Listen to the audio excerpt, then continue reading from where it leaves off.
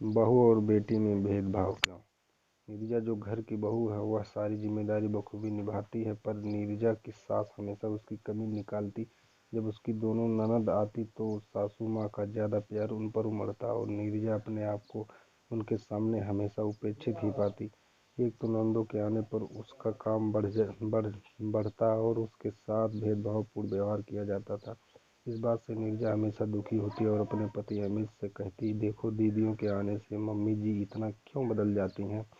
एक बार की बात है कि दोनों नंदें अनीता और कविता आई थी। उन्होंने मम्मी से पूछा, मम्मी मुझे आपकी अलमारी में गहने रखने हैं, चाबी कहाँ है। उन्होंने झट से अपनी तकिया के नीचे रखी चाबी दे दी और दूसरे ही दिन सासू माँ को कहीं शादी में जाना था। तब नीरजा ने कहा, मम्मी आप भी जल्दी तैयार हो जाइए, मैं आपका सामान निकाल देती हूँ।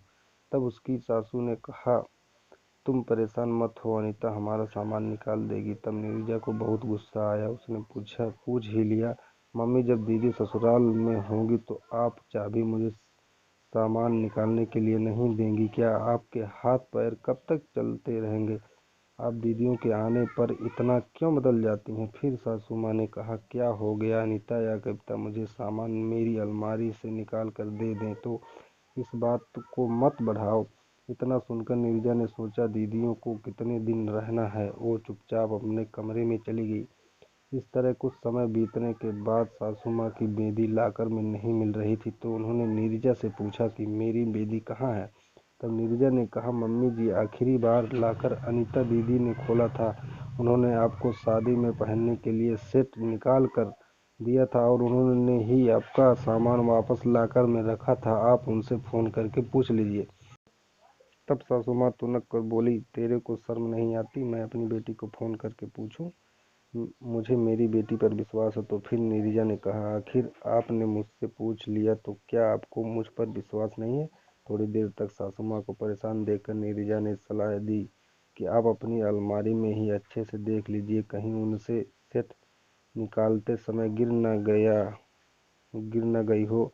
इस तरह आधे घंटे अलमारी में एक एक जगह देखा, तब कहीं जाकर उन्हें सबसे नीचे की तरफ गिरी हुई बेंदी मिली।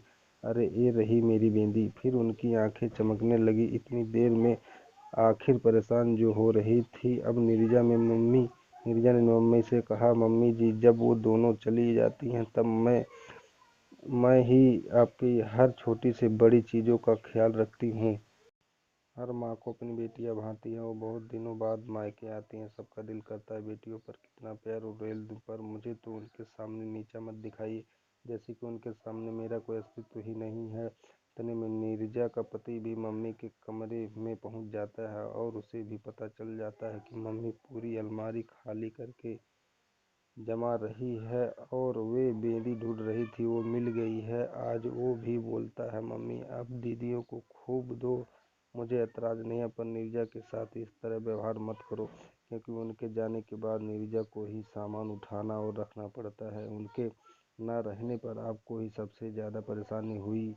आप नीरजा को बेटी भले ही मत मानो, पर बहू तो रहने दीजिए। आप दीदियों के सामने नीरजा के प्रति वैसा ही व्यवहार रखिए जैसा आप हमेशा करती हैं। इस तरह आज मम्मी को लगा कि अगर नीरजा ने गहने उस दिन रख दिए होते तो मैं आज परेशान नहीं होती।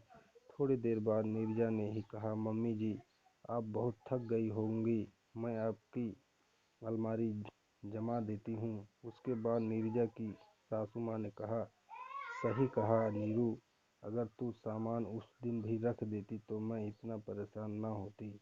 दोस्तों, बहुत घरों में बेटी के आने पर माहौल बदलने लगता है। बहुओं के प्रति व्यवहार में उपेक्षा हो तो, जबकि बहू ही आखिर समय तक तन मन से सेवा करती है, तब पर भी उसे बेटी की जगह क्यों नहीं मिलती है। दोस्तों, वीडियो पसंद आए तो लाइक, सब्सक्राइब और कमेंट करके ज़रूर बताएं। धन्यवाद, शुक्रिया।